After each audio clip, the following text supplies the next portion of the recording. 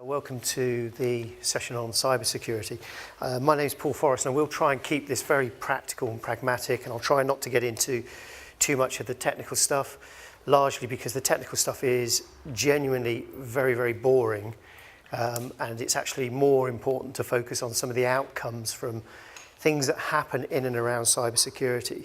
So I'm going to just kick off by trying to get a quick straw poll. Who's been hacked or had their data breached or any form of theft against their IT assets?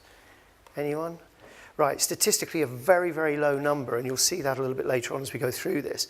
And I suspect you are, or for many of you, you probably just don't know what you don't know. Well, I was going to say, you say how many of us have, but how many of us know? Which is what we're going to get to, and we'll test that hypothesis shortly. So what I'm going to do is canter through this session and try and get to a space where we can have some questions at the end. I will go through a definition, my preferred definition of what cybersecurity is all about, talk a little bit about the landscape and what happens, what we've seen certainly over the course of the last couple of years and how that's changing. And it is really changing quite dramatically. What that means in terms of some of the threats, how you can go about mitigating that through good planning, and a do now, very practical do now action plan at the end. There are no guarantees that if you implement the plan and you do it all well, that you'll mitigate any of the threats that we talk about. But it's better that you do something and get your ducks in a row around cybersecurity rather than just ignoring it and burying your head in the sand. I'm sorry, was there? Sorry, quick question. Will you be able to email the presentation? Yes, so just coming on to the slides will be available through the IoD. I'm more than happy for you to have these, so you don't need to take notes as we go through. There are a couple of slides in here which have quite a lot of detail on. I don't expect you to read those, but there will be a test at the end. Okay, so my definition, I quite like this concept of cybersecurity being something which is about looking at the security of physical infrastructure and logical computer or internet infrastructure. So it's merging all of these things together. Over the last 20 years, I've done quite a lot of work where we go in and kick the tires on cybersecurity environments, information security as we used to call it before cyber got trendy. And I remember back in the 1990s, the late 90s, where we were trying to sell this to large corporate organizations and they just weren't buying it, largely because they felt that it wasn't a threat to them. They had a computer room somewhere with a lock and key on the door and a scary binary speaking person that would guard it, sometimes physically scary binary speaking guardian, making sure nobody got in. And the response you always got was, well, who's going to get into our environment and what are they going to do with this if they do get in? And we had one organization, a bank, who told us that they'd secured their infrastructure tremendously well. Nobody would ever get in through the IT environment at all.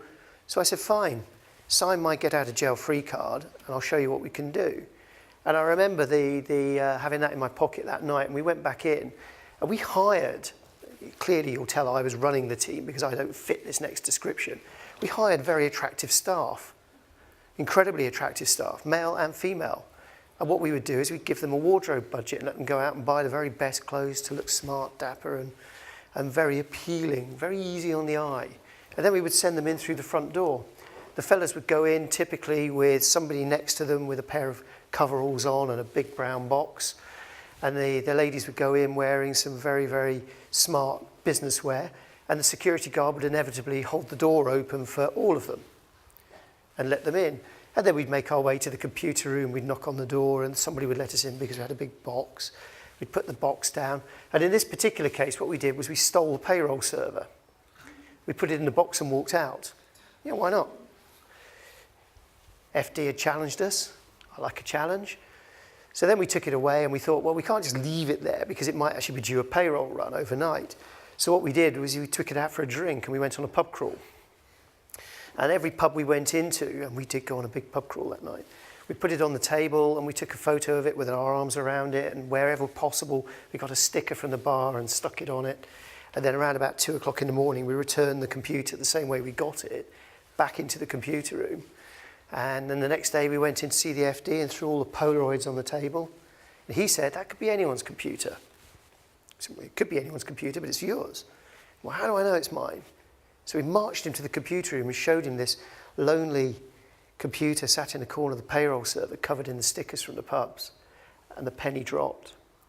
Now, there wasn't a single element of that at all that was related to what you might have known as computer security, information security. All we did was exploited the classic millions of years old issue of human nature. People want to be helpful. They open the doors, they let us in. We look like we're supposed to be there, so they allow us to carry on throughout the building. How many people on a day-to-day basis work in environments where if you're a fish out of water, you go unchallenged? Because we don't challenge people. And it's that human vulnerability that is most often exploited in terms of information security. So when we go through this presentation, I just want to keep that front of mind as we go through. I've got some terms up here. This is because you can take the slides, so the terms on here will help you to understand some of the trendier things that are going on at the moment.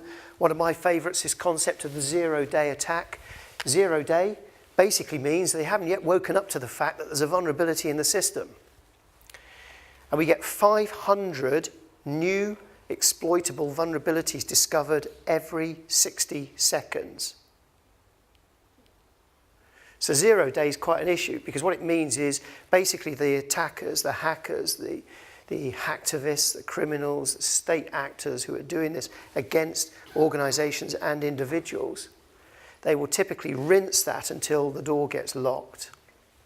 So that's quite a frightening one. You've got a couple of others on here.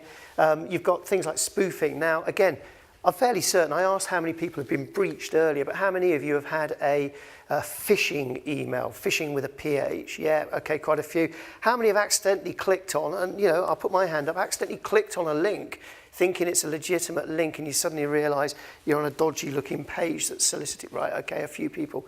It's asking you to put details in. And the problem is these become more and more sophisticated, and this concept of spoofing happens within corporate entities, within organisations.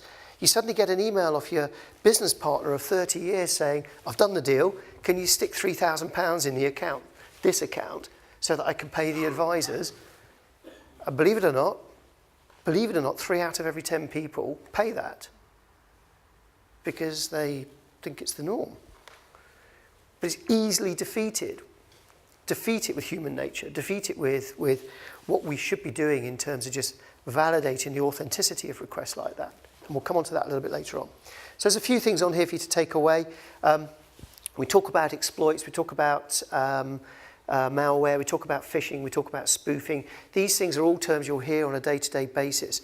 There is nothing to be afraid of, but by being aware of these terms, when you see people reporting on these in the press, you'll have the heads up. You'll get a line of sight that says, this is something we need to be alert to, and the staff, the workforce, they also need to be alert to this. So we shout about it and make people aware that it's coming or it's happened and it needs to be watched for. So the landscape, well, wow, what a year 2017 was. 46% of UK businesses had a cyber breach last year, as reported by the government's own research that was undertaken December last year. Of those, a vast proportion, and it was somewhere in the region of 68%, nearly 72%, I think, depending on how you cut or sliced and diced small to medium-sized enterprises. The problem is I often think of a small to medium-sized business as anything up to, say, 50 million, but some people think it's 5. And if you talk to the big 4 accounting firms, they think it's 500 million, which makes it fair game to them. So you do get this slight issue around how you quantify that. But the problem here is that most companies who'd had a breach reported they had no idea what had hit them. They weren't ready for it. They thought they were in a good state. They thought they'd got virus software and anti-phishing, anti-spoofing technology in place. Most of them had spent a truckload of cash trying to do it. It's not the answer. This is not about spending huge amounts of cash. And if you look at this here, these days, certainly Q1 this year, crimes are now targeted more towards data theft. And the reason for that is we can do more with that on a long-term basis. Now here's a link to something I was in earlier this week talking about, GDPR, data breaches. For those of you in the audience, I'm sorry, this is going to be boring because I'm going to do the same gag. But who's an Uber user? Any Uber users? Oh, really? Come on. Yeah, occasionally, yeah. Thank you. So 2.8 million user records stolen from Uber in a data theft. 2.8 million. There's only 2.7 million UK users. The other 100,000 in there were the drivers. All of their records rinsed. And of course you remember getting the email, don't you, where they told you they'd lost it all. Well, I've never used it in this country. Well, okay, but you're a UK resident, so your data will be in the UK data set. It's the way you structure it. Nobody did. That's it. Nobody did. Nobody heard about it. So how do you, as individual data subjects, protect and mitigate against that data being used against you? How do you prevent the fact that you may well be, like a lot of humans, human nature, probably have one password with a few variations on it that you use on multiple websites? Good luck with that. And if you don't believe me, Rachel, perhaps you could just pop the other screen up for me. Who care to volunteer their email address, their personal email address, or work email address, I don't mind. Anybody? I've done it before. Done it before? Okay, you know what's coming. Yeah, my email address is Nigel. Nigel, N-I-G-E-L, at answers, A-N-S-W-E-R-S, .uk. Yeah. .com. .com. So Nigel at answers.uk.com. Does that look right? That's absolutely correct. Okay. What are we going to get? Oh no, yours has been hacked. Okay, you probably already knew that. Now if you look at these, just keeping this up on the screen for a moment, if you look at these, if we can scroll up, you'll see the data breaches that are listed here are some fairly big names. Look at that, LinkedIn. Who's on LinkedIn? We all are. Wow. So of course LinkedIn in 2016, May 2016, you remember them writing to you, advising you to change your password, everything else? Well, actually they didn't. What they did was they told you there had been a breach, but they didn't tell you the full extent of it. They didn't tell you who'd done it and where the data ended up. I can now go onto the dark web. I can use a browser called Tor Onion. I can log in. I can then go in. I can buy your password details, your usernames, everything else that would be stored alongside that. Together with, if you were a premium user, I could have your credit card, your CVV number, and I can have your expiry date. It costs between £250 and £500 for 25,000 live active credit cards. It's cheap, isn't it? And if you take this website away, sorry, can you just go back to the top again so you can all have a look at this? So this is a website called, and it's pronounced, you need to be a 13-year-old teenage child in a bedroom somewhere in Wales, I think, to understand how to pronounce this. Have I been pwned? Okay, have I been pwned? It's all one word, haveibeenpwned.com. You can go there, you can test your own, you can go down, you can see all of the breaches, and you can realise, you will realise quite quickly how people have exploited these. Thank you very much. So again, this whole concept of knowing that you have actually been breached or your email address has been breached, and therefore really being signposted towards how you might fix it and given enough notice that actually the password that was on the breach that you were subject to has been changed on other sites that may not have been breached, because that's how people get in and start to just expand this sphere of connectivity. It becomes an issue. And unfortunately, a lot of people don't tell people when that's happened. A lot of organisations and corporates, they just don't tell you. So you have to stay ahead of the game as a data subject. You have to stay ahead of the game as a business owner, a business operator. And you have to stay ahead of the game in terms of protecting individual data assets for your workforce, for your customers, for your suppliers, at the same time as your corporate assets. Because if you don't, any one of those vulnerabilities potentially opens the front door to an attack. Okay, so sticking with the landscape, there's a few in here which start to take you into the realm of warfare and cyber terrorism. In Iran, they were able to, this Stuxnet virus, it's hilarious, absolutely hilarious. They took control of a nuclear reactor. They took it out of its cooling cycle. Not difficult. That was a virus. The virus was attached to an email. Ukraine, cyber attacks against their energy provider basically just created a lights out environment. Let's switch the lights off and see what happens. Let's see who shouts first. In the US, they've got this fantastic thing over here where they basically created that wonderful scene from the original 1960s Italian job, where they turned all of the lights green and just waited for the pile up in the middle. If you look at this though, so the UK's National Cyber Security Centre, in the first year of operation, they had just over 1,100 attacks identified. Of those, 590 were regarded as being sufficiently important that they would be regarded as significant and fully investigated, and 30 of those were serious enough to actually be measured by their status at a COBRA meeting. This is verging on munitions and weapons potentially of mass destruction.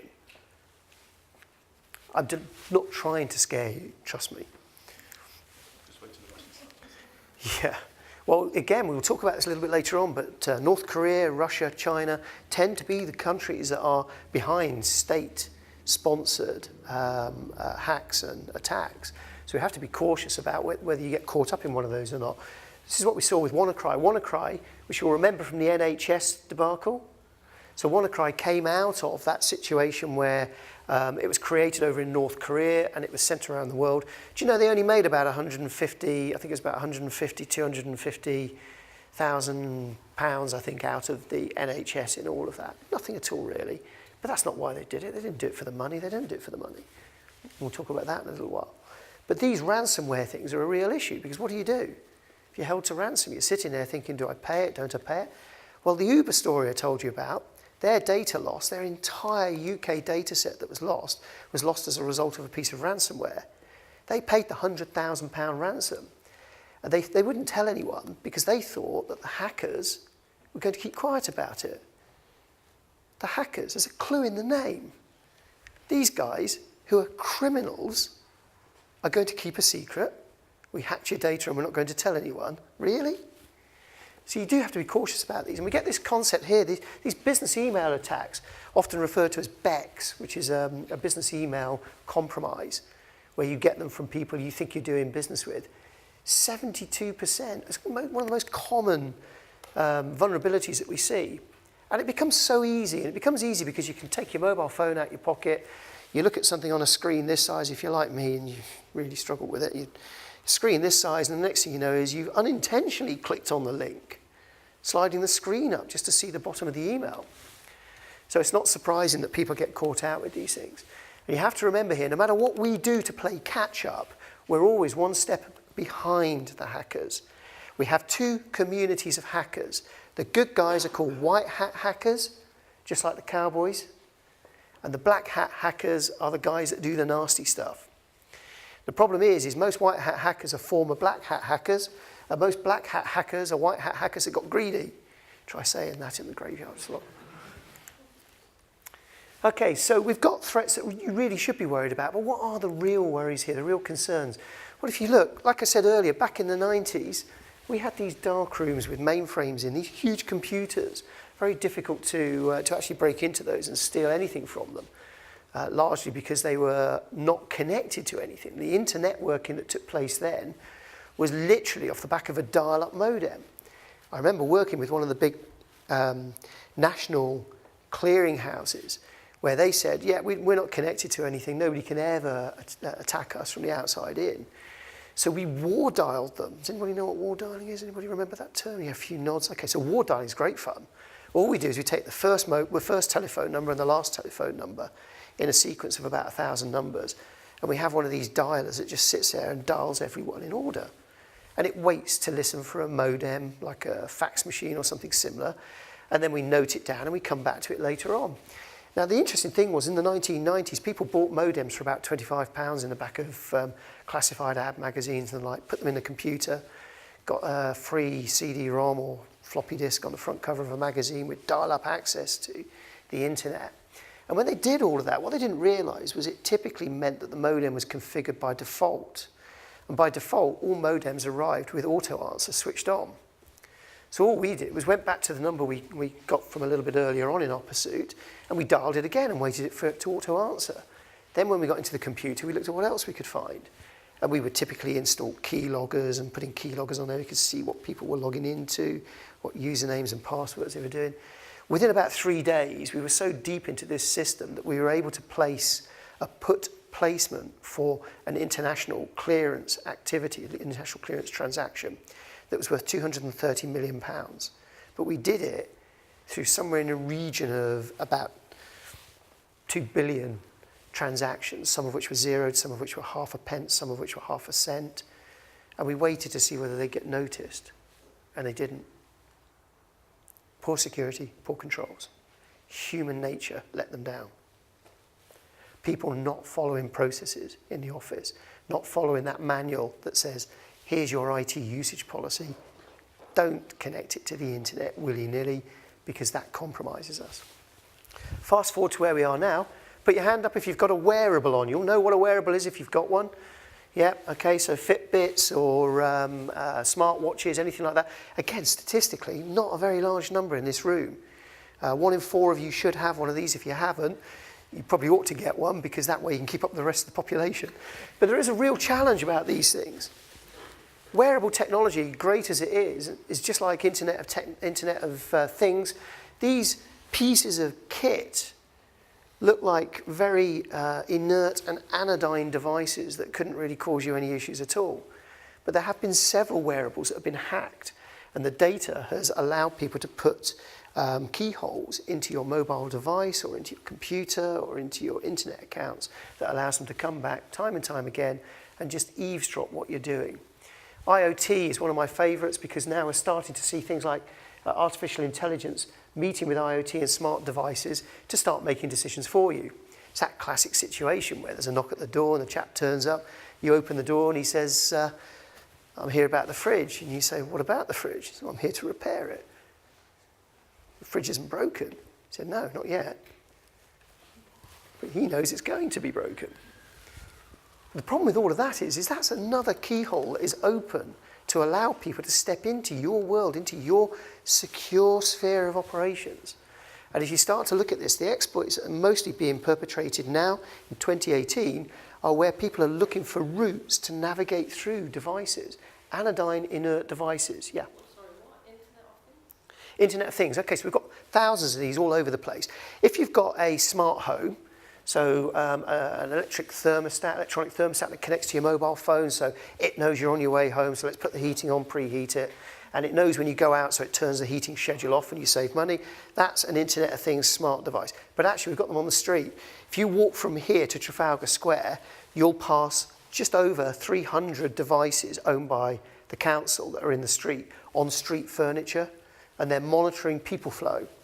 So we're trying to work out that there's 1,000 people here on a Tuesday morning versus 500 people here on a Friday night. And we use that data for town planning. Sounds good, sounds useful, except we can hack that and we can have a lot of fun with it. Even worse, in London, we also have these things called LPWAN.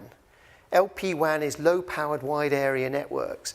These are mesh-based networks that are put up to allow these smart devices to talk to each other. But what they're now doing is opening those up to consumers, to users, to members of the public, citizens. And they're saying, you know, if you have this local authority app on your phone, it will automatically talk to these devices as you move around. Who's been a member of the IoD for a while? Yeah. So you know about beacons. We've got beacons in this building. We know where you are. We know what room you're in. Because as you move around... You still have to scan in then. Still have to scan in, yeah. But we know what room you're in. We know what you're up to. We know where you are. Yeah. Okay, they all have either a device identifier or a general user identifier, so a GUID or a device ID, which basically means they can be tracked and traced. Some of these are single-purpose devices. So in the street out here, we have flood detectors sitting underneath paving stones, and that type of thing there, which has got a 10-year battery in it and a transmitter which transmits, will have a device ID, and it's largely something that could only be hacked for some really boring subject matter. Maybe to mobilize the army to come and deal with your flood defenses, or something similar. But actually other devices have all of your details in, but they have so much data about you. So who's got a Nest thermometer? Nest, okay, Nest is owned by Google. It's a great device, isn't it? I'm sure you'll agree. And you save a lot of money with it over the course of a year. You should be saving a couple of £100 that pays back year one. Good. You have it for the right reasons. But we know everything. We know when you're in the house and when you're out, because Nest has Nest Presence. It knows when you've left. It knows when you've returned. It knows what temperature you like that room at. And it can map it against external temperatures. But we know your name and we can attach that to that. So we can take that data and we can match it with other data that Nest has. Nest also has Nest Protect, which is a smoke detector and CO2 detector that goes in the ceiling, so we know what's going on there. It also has Nest cameras. So then we get a picture of you as well. That's biometric data under the GDPR. So you're now capturing biometric data. That falls under special category, sensitive data. You've got to be careful with that stuff. You already know that. Okay, so who's behind this? Well, state-sponsored. This concept of the security services, GCHQ, people like that, it's the same in every country. Everybody's got their own intelligence workforce, and they recruit people who are particularly good at this. Quite frankly, they're not people they could normally deal with, because these are, as I say, these are these fluent binary speaking people. When you read about these, they're people of a particular makeup. They're people that like to work as introverts in their own environment where they just get on and do it. The problem with that is they're also a little bit rogue. So a lot of people in the state-sponsored space will also appear as hacktivists and also as criminals. Because once they've got the skills, why would they stop? They think they're government sanctioned, for crying out loud. So the government's given me a free license to go and hack the UK. I might as well see what else I can do here with my pet subjects that I'm quite passionate about, or even my criminal activities here, so I can buy that new car, that new house, that holiday, or maybe even a bigger computer so I can hack more. And this is a real problem. We've seen lots of this over the course of the last year. Anyone got Bitcoin? Okay, so I can talk freely about immutable proof because it doesn't exist. Good luck with that. But Bitcoin, you can become a Bitcoin miner. For £2,500, you can go onto Amazon today, it will be here tomorrow, and you can buy an Antminer S9. You can power it up by plugging it into the mains, but I suggest you put it in the garage because it makes a heck of a racket. It's got a fan at this end and a fan at this end. It pulls air through. And this thing is just 4 massive graphical processing units that are mining Bitcoin. You plug one of these into the mains and you connect to a Bitcoin pool, it will make you 150 quid a month profit. Pays itself back in about 16 months, and everything from there is pure gravy. Sounds great, doesn't it? And guess what? You can buy as many of these as you can get in the garage, or the noise you can tolerate. The problem with this is this uses a truckload of electricity. So net of electricity, it's still making 150 quid. But these guys are saying, well, why would we use our own? Why would we use our own electricity when I can use yours? You've got one of these in the garage, I'll hack yours, you'll have no idea. So what we're starting to see is people actually using these devices against the owners, using them by just literally seeing what's going on there and either piggybacking it and just taking a minute part of what you're doing so you don't really notice. Or worse, they're starting to use it against you. Propaganda against, you'll have heard about Bitcoin hacks last year. There were several cryptocurrency hacks. So suddenly people voted with their feet and started to invest in other cryptocurrencies. And then you get this situation here where data breach, so we suddenly know that you've got, 250 Bitcoin. Your house is worth robbing. Bitcoin are worth £9,000 each at the moment. £9,000 each. Just before Christmas, they were worth £14,000. 4 years ago, you could get 4 Bitcoin for a £5. 4 years. So this stuff, it's quite interesting how people can use it against you. Just picking out a couple of others on here. Has anybody been the subject of identity theft? Yeah, okay. Identity theft's a real issue, but it's made even easier now. I don't need to dip your letterbox and get a letter from the bank or anything like that. I could just ring you up and shout at you down the phone, and you're just going to give me all of the details I want. The fix? What you should be doing is say, oh, so you're from the bank. Oh, there's been a security issue relating to my card or my account. Okay, that's important. Okay, I'll call you straight back. You hang up. You go to another phone, not that one, because it can keep the line open. We use this system in the UK, which is basically calling party disconnect, which means they can keep the line open. So you then go to another phone, you ring your bank up and say, have I been hacked? And when they say no, you hang up and you just walk away from it. It's a human fix to a technological issue. But that identity theft, I can normally get with 3 or 4 little gems of information, together with a bit of social media searching about you, looking on LinkedIn. I can get enough data to take to the cleaners. And the problem is your data, your personal data, is a one-time gig. You can't change your mother's maiden name, you can't change your date of birth, you can change your gender. I mean, there's a lot of things you just cannot change, or would be unwilling to change. And once it's gone, it's gone. Okay, so spam. Now I put this up there deliberately because everybody laughs at me when I talk about spam. Spam is a real problem because spam is at the root of all evil. Because obvious spam is stuff you can point at and laugh about, the 419 scams that used to come in from Nigeria with people saying, you've won the state lottery or something similar. But actually, it's slightly more sophisticated, and sometimes it's still easy to recognize. But if you're receiving those and they're getting through a spam filter that your internet service provider has put on your email account, you should be worried, because the less obvious ones will also be getting through. And they'll typically be built around either providing a malware payload, as we call it, which when it gets onto your computer, it infects it. But get this, there's no immediate gain here. We don't want to know straight away. That malware on your computer, unless you're looking for it, you won't find it. But it keeps the door open, so we can keep coming back and keep coming back. We don't want you to know about it, so we want that door open so we can monitor you for a sustained period of time. This is a problem, malware. If you haven't checked your computer recently for malware, do it. Don't go out and buy software. There's plenty of free online scanners that you can use for this. A lot of reputable sources out there. You can just go out there and get something of real quality that will tell you whether you've got malware on there. 1 in 3 computers that were randomly tested as part of a survey within the NHS at the back end of last year after the WannaCry test, 1 in 3 showed they had malware on. 500 out of 700 computers in the sample within the NHS showed that they weren't patched up to date to deal with malware. Then we have these things here, phishing, where people will drop you a line and they're probably after a bit of information. The classic one, I particularly like this one because you can do this over the phone or you can do it with email. Yeah, you've won the lottery. Yeah, actually, I'm going to make it something more achievable. You've entered a prize draw, you've dropped your business card into our Goldfish Bowl, we've got your details. We'd like you to come along to an event. Can you just tell us a little bit more about you so we can put you onto the bio page? And, we all have egos to an extent, so we provide a bit of information there. But what we're actually doing is filling in the missing gaps for the data they've already got, or the data they've got access to through social media et al. So just be cautious when people are trying to do that. Did you really put your card into a fishbowl? Did you really enter that competition?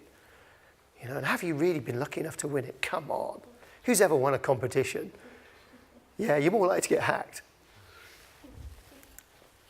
Okay, so then we get into botnets. Now, I like botnets. Botnets, we get a bit techie with this. Botnets is a bit like I was talking about earlier with the bit mining device. If I know that I can get into 1 million of these things across the country, I'm saving about £1,000 per month in electricity by using somebody else's electricity, but I'm now mining Bitcoin and I'm getting all of the credit for it. And you're sitting there going, uses a lot of electricity, makes a lot of noise. I don't seem to be getting a lot of cash out of this. And someone will just shrug their shoulders and say to you, well, that's cryptocurrencies for you. Good luck with that. But what they're actually doing is they're building these massive botnet controllers that will sit, I won't say dormant, but largely unnoticed in cloud-based computing environments. They'll sit there and they'll just randomly start testing what they can see and where they can see it. And eventually, they'll start to target any connected system. So botnets that have existed, a lot of botnets existed on Amazon Web Services. So if you're an AWS user, you need to know this because they won't tell you. So Amazon Web Services had real issues with botnets. Basically, a lot of their systems had their control ceded to these state-sponsored actors who were then perpetrating these botnet attacks. It's a problem. You can search for these in your cloud-based connected accounts. Again, there is good software available. If you're a user of something like Google G Suite or G Apps or whatever they want to call it today, they have marketplace apps to do that for you. Some of those are free, but still extremely high quality. It's worth adding those to your account. Denial of service attacks, one of my favorites. So I'll tell you what we'll do is we don't want you to be in business. So rather than try and attack your systems, all we'll do is we'll bombard your servers with server requests that mean that your business dies on its backside because there is no prospect of your computers being able to take any new orders or deal with any other inbound inquiries. Very common. So what happens is the botnet guys, they take control of these farms of servers and they just direct web requests at your website or at your order processing systems or wherever they want to, whatever IP address they've got, and they keep hitting it systematically. And eventually when your server falls over and you end up with that internal server error 500 on your web page, which you'll all have seen and all experienced at some stage, that's when your business is no longer able to take orders. We've closed your front door. You're out of business. It can take between 24 and probably 72 hours to get control back to normal. And then they can do it all over again. You can defeat this. You can defeat this. This is human nature that will defeat this. If your staff are aware, if you're aware, if you're actually properly on it, it's not about sinking truckloads of cash into this. It's about doing some pretty basic things that we'll come on to. Okay, so let's look at planning. I like this. Robert Mueller was the head of the FBI over in the States, and he came out with this brilliant expression. It's true. It's true. There's only two types of companies, those that have been hacked and those that will be. You will be hacked, sure as eggs are eggs. Even if you think you're a company that has no technology and you're not connected to anything at all, it just isn't true. Because you've got a mobile phone in your back pocket. Worse, you've probably got a wearable as well. And if you're not, you're going to have one by the end of today because I said it was a good thing. Don't hold me responsible for that. So this guy's right. What that means is you know it's coming. The threat is there. It's all down to whether somebody has got the might or the will to exploit that vulnerability within your environment. So when it comes to security planning, you have these fantastic myths. I meet with these all the time. When you meet people and they tell you what they've done. Oh yeah, look, we conducted an intruder test. We found nothing. And I see this all the time. People tell you they've done their IT penetration testing. And you never get in because they've got the best security in the world. So then what we do is we send one of these very attractive people through the front door. And the security guard opens the door for them. They get in, they go and sit in the toilet. Can't just use the facilities. And you always let them in, don't you? I mean, come on, be honest, you don't want them peeing on the floor in reception. So you let them in. They pop the false ceiling panel, a couple of crocodile clips, we're in. We can sniff the network traffic, we can look for packets containing clear passwords, and normally it takes us around about 15 minutes to start getting our first trophies. Doesn't matter how secure your environment is, we can get in. This, let me pick a couple of others out here. We've got a third party who runs all of our security. So yeah, we've outsourced the problem. The problem is what you've actually done is abdicated management responsibility. You haven't outsourced anything. You've said, your problem, hospital pass, fix it. And the problem with that is you're not dealing with the fundamental issue, which is it's your workforce that is your weakness here. Let's just have a look at this one. What's this over here? Oh yeah, we only need to secure our internet applications. That was the clearinghouse I was talking about earlier. We only need to secure stuff that connects to the internet. What about malicious employees? Who's had a bad lever? Anyone? Yeah, a few nods there. Bad levers. So that bad lever goes and he's still got access, maybe remote access or whatever. Maybe your IT team, they've been out on a Friday night bender and they've come in on a Monday morning and they still haven't switched his access off. Yeah, it happens.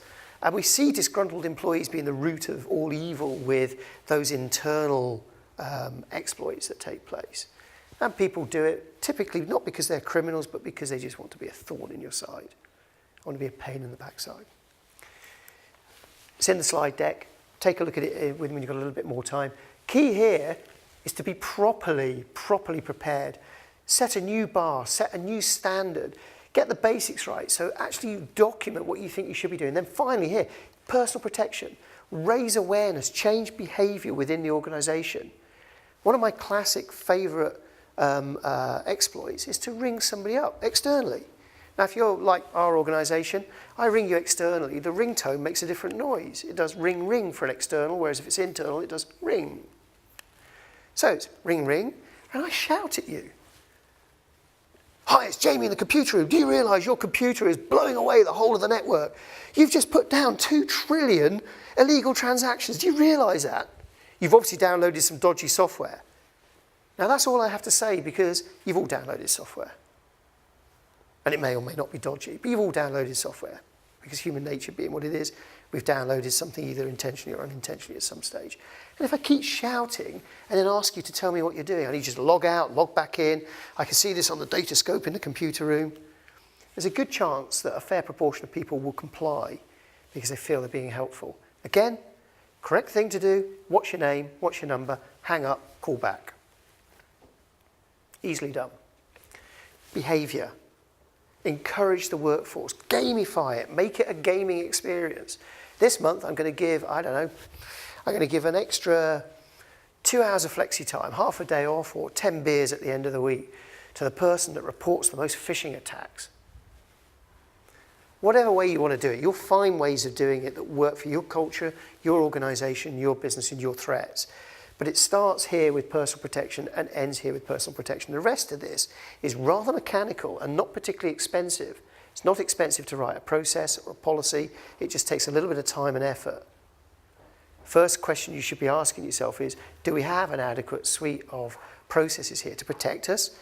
And if you don't, you need to get jiggy with those. And if you have got them, the second question is, are you following them? Test them. Test, test, test again. Right, so there are some points on here. I'm not going to go into details on this because I'm running out of time, but let's just pick a couple in here. Is the cybersecurity budget being used appropriately? It's my favourite, because what happens is people put all of their money into buying stuff because we're humans and we buy stuff. And stuff protects us, doesn't it? Because we wrap it around other stuff over here. In reality, how much have we spent on training the workforce? Computer-based training. How much have we done to, I don't know, maybe we force a password change every 30 days. But behind that, we then have a little nag screen reminding people of the cybersecurity policy and what to do if an incident happens. Here's the hotline, here's the email address. And by the way, if you want to know more, click here to this link and there's a 10-minute computer-based training thing to remind you that if we have a breach, it's probably your fault. Easy, isn't it? But that's where the budget should be going. So basic considerations here. Think about data, particularly because of GDPR. And here, think about your backups and test they actually work. The big problem with the NHS was a lot of the backups just didn't work. They were based around a Windows operating system from 2000, and most of those hadn't actually been adequately tested, hadn't been patched to the latest standards, and as a result, they had no prospects of recovering the data, or certainly limited prospects of recovering the data. That's a challenge. Infrastructure. Think about how you buy the right tools and the right products to actually protect you. Office 365 has some great tools built in, but so does G Suite, so does pretty much anything else, Star Office or these others. Any of those email systems will work cooperatively and in a friendly fashion with most phishing scanners, with most virus scanners, and they will help you to protect yourself. Think about applications. So when you go out and buy a new application, if you don't already do it, you should be asking the vendor to tell you what they do to hold you harmless in respect of data breaches and cybersecurity attacks. Well, how quickly do they patch their systems? Good practice is every 10 days. Best practice is as soon as they identify they're at 0 day. But very few do it. But you can make it condition contract. Why not? And if you're a vendor yourself, think about it as a differentiator. Because there's so many people out there who don't do it, offer it as a service. Access and identity management, the usual stuff, force regular password changes. Who's got an ID card or a crypt tag to get into their office? One of these? Yep. Who's got one with a photo on or the company name? Yep, get rid. Okay, the problem with that is I drop that in the street, I come along, I pick it up. Ah, you work for James Smith & Co. Great, good. I'm going to come along and see if I can get in. I'm in. No personal identifiers on there because, again, under GDPR, that's a problem.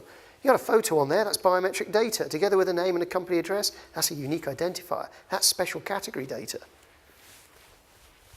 Right. And by the way, if you do drop one of those, there is a slight risk. It could fall under the rules that say that that's unlawful disposal of data under the GDPR, which gives rise to a criminal offence.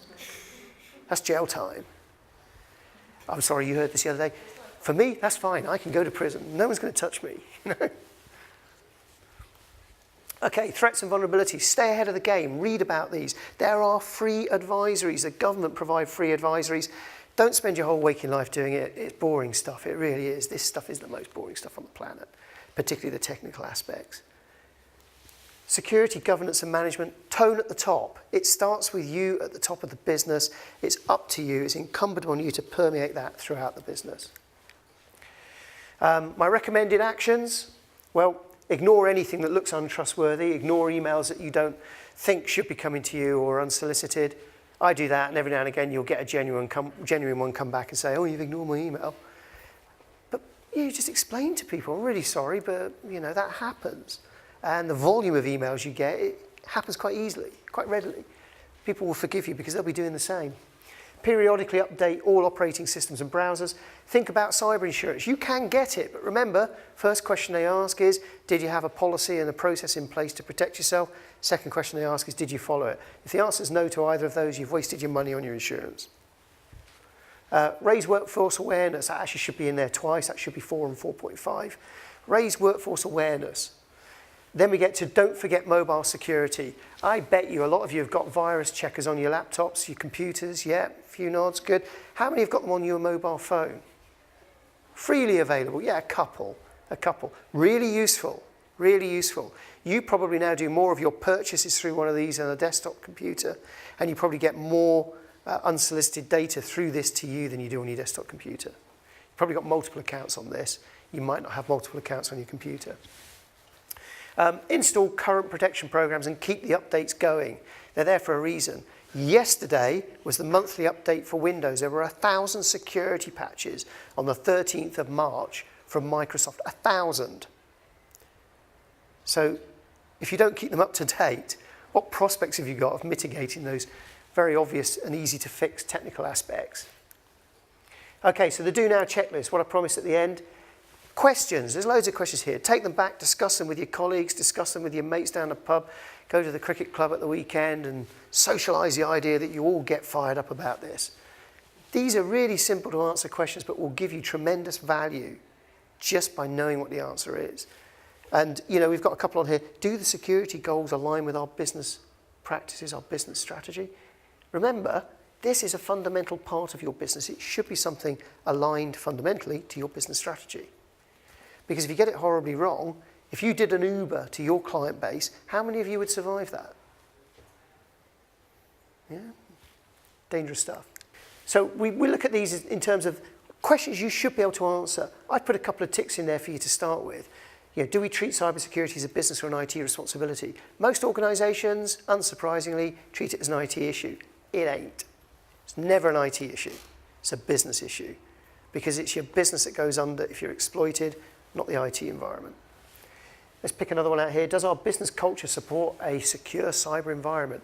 Do we fire staff up? Do we take them on day one of induction and give them the tools, the skills, the knowledge and the awareness to be good ambassadors for cybersecurity and protect us against all of that horrible stuff?